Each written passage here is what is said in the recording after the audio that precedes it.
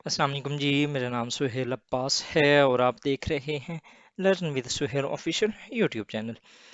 नाज़रीन, आज हम अपनी उसी पाक यूएस सीरीज़ को ही फर्दर कंटिन्यू करेंगे और आज हम देखेंगे कि under x prime minister Imran Khan साहब जो हमारी इंगेजमेंट्स हुई थी विद द यूएसए।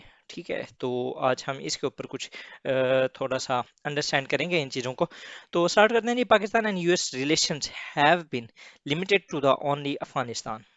ठीक है, अंडर जो हमारे अफगानिस्तान, जब हमारे ex prime minister Imran Khan sahab जब आए थे 2018 के अंदर, तो उस टाइम जो बातचीत चल रही थी वो अफगानिस्तान के जो यूएस विड्रॉल था उसके ऊपर बात चल रही थी, पीस टॉक्स हो रही थी। और आपको याद होगा कि यकम जनवरी शायद जनवरी 1 2018 को ट्रंप ने एक ट्वीट किया था $33 बिलियन का। उन्होंने कहा था कि हम इनको बिलियंस ऑफ डॉलर्स देते हैं और ये इन रिटर्न हमें धोखा देते रहे हैं। ठीक है, तो उस पर पाकिस्तान के और अब जो यूएस के रिलेशंस काफ़ी ख़राब हो गए थे और इमरान खान साहब ने भी फिर उन्हें सुनाई थी। तो with the passage of time फिर जब ट्रंप को एहसास हुआ कि तालिबान के साथ अग्रेसिवली नहीं डील किया जा सकता, सो दे ही केम ऑन द टेबल। और उसने फिर पीएम इमरान खान साहब को बुलाया भी था। ये गए 22 जुलाई 2019 था शायद जब इन्होंने विजिट किया था यूएसए। और वहाँ पर डिस्कशंस हुई, इवन के वहाँ पर फिर कश्मीर की भी डिस्कस हुई। उसके बाद फिर 2020-21 आप जिस तरह देख सकते हैं कि वो फिर बाद में हमारा जो दोहा डील होती है उसके अंदर पाकिस्तान ने बहुत ज़्यादा क्रिटिकल रोल प्ले किया था।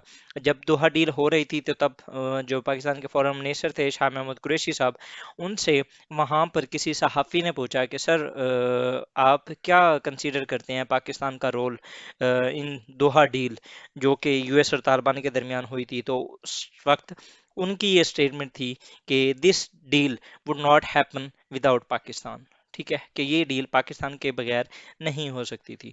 तो इतना क्रिटिकल रोल पाकिस्तान ने प्ले किया था। लेकिन आफ्टर दैट वो जैसे ही यूएस की आदत रही है, वो जैसे ही किसी जगह से निकलता है, जो कि उसने 1991 के अंदर किया था जब हम पाकिस्तान के मुजाहिदीन के साथ एक अलायंस बना था और सोवियत अफगान वार जैसे ही ख़त्म हुई, सोवियत टूटा, तो वो सारा कुछ छोड़ के चला गया था। Same is the case was in 2020 जब यूएस का विड्रॉल हुआ, तो वो सारा कुछ छोड़ के वैसे ही चला गया।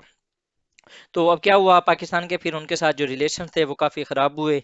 ठीक है, लिमिटेड जो मूवमेंट्स थी और लिमिटेड विजिट्स थे, लाइक सीआईए जो डायरेक्टर थे वो उन्होंने विजिट किया पाकिस्तान। उसके बाद Antony Blinken and Shah Mahmood Qureshi साहब की बात हुई यूएन जनरल असम्बली के सेशन के ऊपर, और वहाँ पर भी जो फोकस था वो अफगानिस्तान ही था। उसके बाद जी यूएस डिपार्टमेंट की एक मीटिंग हुई थी, उसके अंदर भी जो फोकस था वो अफगानिस्तान था।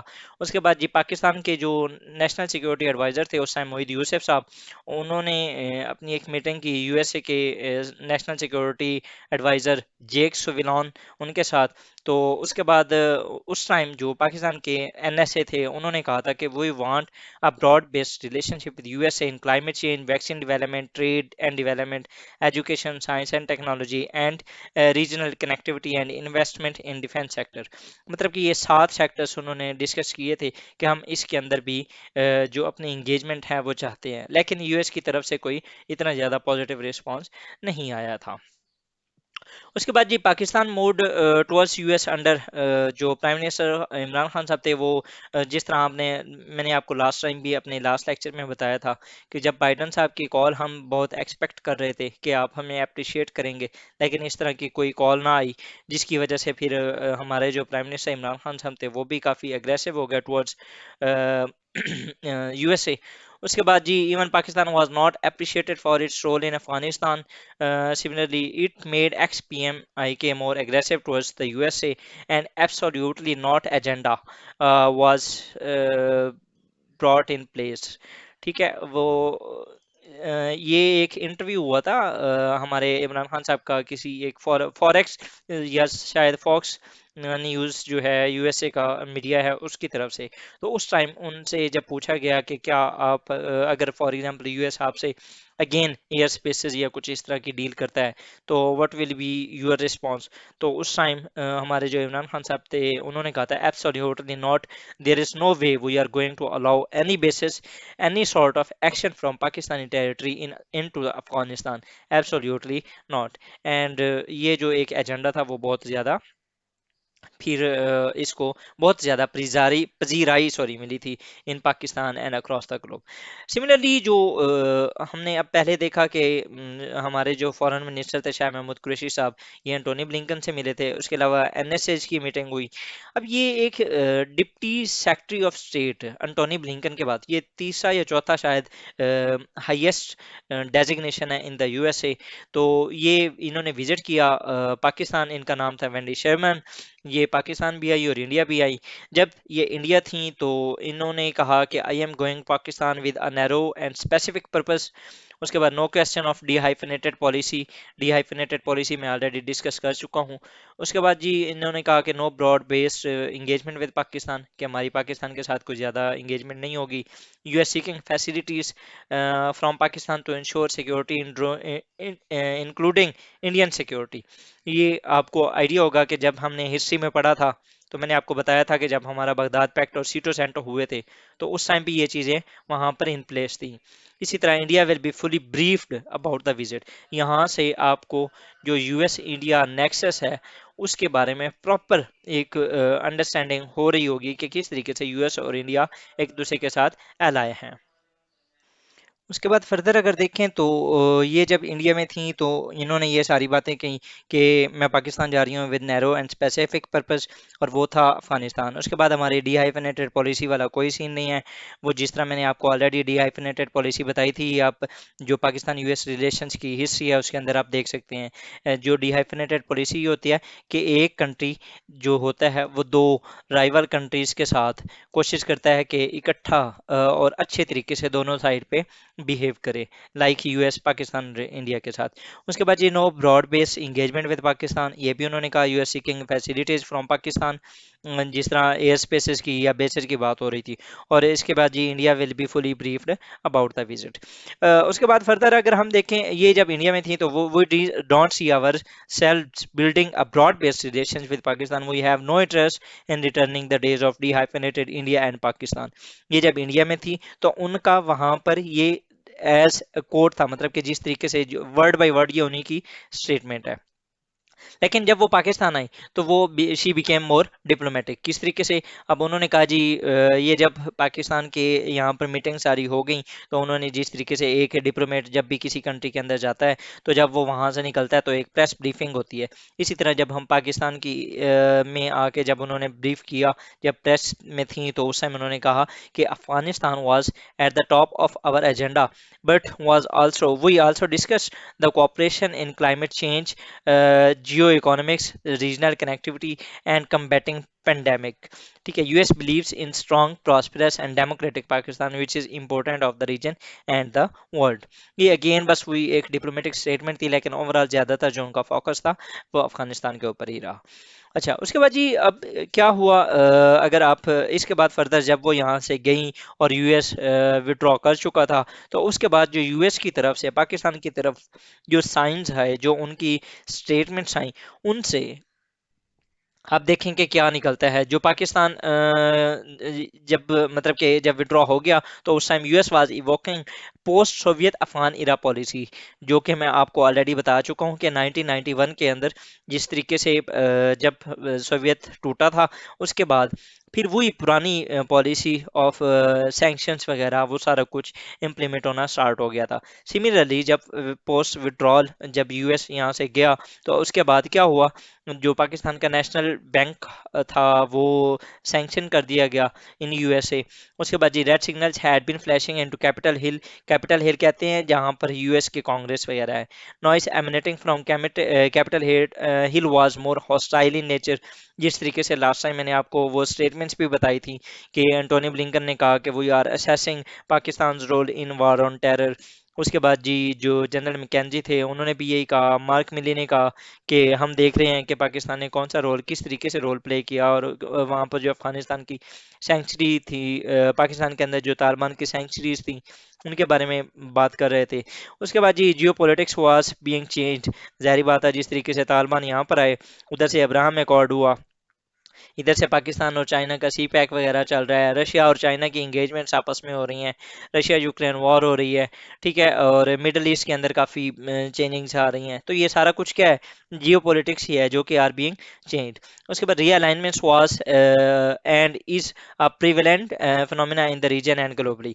अब अगर सिर्फ साउथ एशिया के अंदर देखें तो यहाँ पर भी आपको बहुत कुछ होता हुआ नजर आएगा, लाइक यूएस इंडिया जो नेक्सस है वो बिल्ड होता हुआ नजर आ रहा है, क्वाड है, उसके बाद अगर आप थोड़ा सा ईस्ट वाली साइड पे जाएं तो ऑकस है, ऊपर नेटो अपने आप को दोबारा रीअलाइन करती हुई नजर आ रही है, आसियान दोबारा अपने आप को स्ट्रॉन्ग करते हुए नजर आए हैं, US Indonesia, US Malaysia, US Philippines, इनके जो हैं वो अलाइनमेंट्स हो रही हैं, एग्रीमेंट, सिक्योरिटी एग्रीमेंट साइन किए जा रहे हैं। उसके बाद यूएस बांग्लादेश के साथ, यूएस मालदीव के साथ एक्सरसाइजेज वगैरह कर रहा है। तो ये सारा कुछ क्या हो रहा है, ये किसी एक बड़े इवेंट का, ये इस तरह की जो चीज़ें होती हैं वो पेश खैम होती हैं। उसके बाद ये यूएस इंडिया नेक्सस, इसके ऊपर मैं बहुत अच्छे तरीके से बात कर भी चुका हूँ, और ये हम इंशाल्लाह इसको फर्दर डिटेल में हम देखेंगे अपने इंडो पैसिफिक वाले लेक्चर्स के अंदर। उसके बाद why the warning signs are being seen from the Washington, ये क्यों, ऐसा क्यों हो रहा है? सबसे पहले अब यूएस जिस तरीके से यहाँ से गया है वो इस तरीके से हाइपर पावर्स या दुनिया की सुपर पावर्स जाती नहीं है, लाइक जिस तरीके से सोवियत अफगान वॉर जब खत्म हुई थी तो जिस तरीके से सोवियत गया था, it was a glaring defeat for the Soviet Union. And similar is the case when US withdrew from Afghanistan in 2020। तो उसमें भी यही था कि अब वो उसने फेस सेविंग तो करनी थी, तो वो किसी ने, जब इस तरह का कोई सिचुएशन होती है तो वो कोशिश करते हैं कि जो छोटी स्टेट्स होती हैं उनके ऊपर वो प्रेशर डालते हैं फॉर देयर फेस सेविंग। तो पहला जो फेस सेविंग था उसके लिए दूसरा पाकिस्तान की टिल्ट थी टुवर्ड्स अफगानिस्तान, क्योंकि पाकिस्तान उस time at that moment was celebrating this moment, US withdrawal, जिस तरीके से वो अफगानिस्तान और तालिबान के बारे में वो बहुत पॉजिटिव रिस्पांस रखते थे, पॉजिटिव इनके थॉट्स थे, ठीक है। तो इस वजह से पाकिस्तान की जो टील थी टुवर्ड्स अफगानिस्तान, उसके ऊपर भी यूएस नाराज था काफ़ी, मतलब कि US Pakistan was being visual ambassador of Afghanistan in the globe या अक्रॉस द ग्लोब। वो किस तरीके से, आप यूएन के फॉरम देख लें, आप ओआईसी का फॉरम देख लें, उसके अलावा आप मल्टीलेटरल फॉरम्स के ऊपर आप जाके दुनिया को ये कह रहे थे कि आप अफगानिस्तान को रिकग्नाइज कर लें, आप तालिबान को रिकग्नाइज कर लें, आप उनको इस तरीके से आइसोलेट ना करें। तो ये जो सारी चीज़ें थी ये यूएस को अच्छी नहीं लग रही थी, दैट वाज द रीज़न कि US was steering away from Pakistan. Similarly अगर फर्दर आप देखें तो Pakistan has joined China Russia bloc, उसकी वजह से भी यूएस जो है वो काफ़ी नालां है फ्रॉम पाकिस्तान, और पाकिस्तान को वो नहीं चाहता था कि वो उस ब्लॉक में जाए, ठीक है। ये जो सारी चीज़ें थी इनकी वजह से जो है यूएस काफ़ी पाकिस्तान से नाराज़ होता हुआ नजर आया, और हमारे जो रिलेशंस थे under the prime minister Imran Khan साहब वो काफ़ी डाउन हो गए थे। दैट वाज द रीज़न के पीडीएम जब भी अपने किसी जलसे के अंदर वो जाते थे तो वो कहते थे कि पाकिस्तान को ये पाकिस्तान की फॉरेन पॉलिसी को फ्लॉप किया जा रहा है, ये पाकिस्तान की फॉरेन पॉलिसी में फेल हो गए हैं, ये पाकिस्तान के मेजर जो स्टेक होल्डर्स हैं या मेजर जो पावर्स हैं उनके साथ पाकिस्तान के रिलेशंस खराब हो रहे हैं। सो जो पीडीएम का एजेंडा था वो ये था कि अफगानिस्तान, सॉरी, इमरान खान साहब के ऊपर प्रेशर डालना कि वो किस तरीके से अपनी पॉलिसी लेके चल रहे थे। It was not as per the agenda of PMLN या पाकिस्तान पीपल्स पार्टी। आप अगर उनका दौर देखें तो चाहे नवाज शरीफ हों या चाहे शहबाज शरीफ या उससे पहले जितनी बार भी पीएमएलएन की गवर्नमेंट आई है, दे वर प्रो यूएस, ठीक है, and same was the case with the Pakistan Peoples Party. So they were engaging with them very softly. तो जो पाकिस्तान के यूएस के साथ रिलेशंस ये उस दौर में ख़राब हुए, उनके मल्टीपल फैक्टर्स थे। बाइडन का कॉल सौगा हो गया, पाकिस्तान का ओवरऑल जो है पाकिस्तान को अप्रिशिएट ना किया जाना, ये भी एक इशू था। फिर उसके अलावा ट्रंप का ट्वीट हो गया। उसके बाद और भी बहुत से इस तरह के मसाइल थे जिसकी वजह से पाकिस्तान के जो रिलेशंस थे वो काफ़ी ख़राब हुए। लेकिन अब with the passage of time, जब से पीडीएम की गवर्नमेंट आई है, ये ऑलरेडी मैंने आपको डिस्कस किया भी है कि वो क्योंकि उनका प्रो यूएस स्टांस होता है, तो वो काफ़ी बेहतर हो रहे हैं।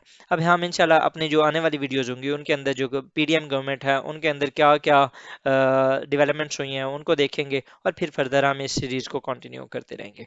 थैंक यू जी, अल्लाह हाफिज़।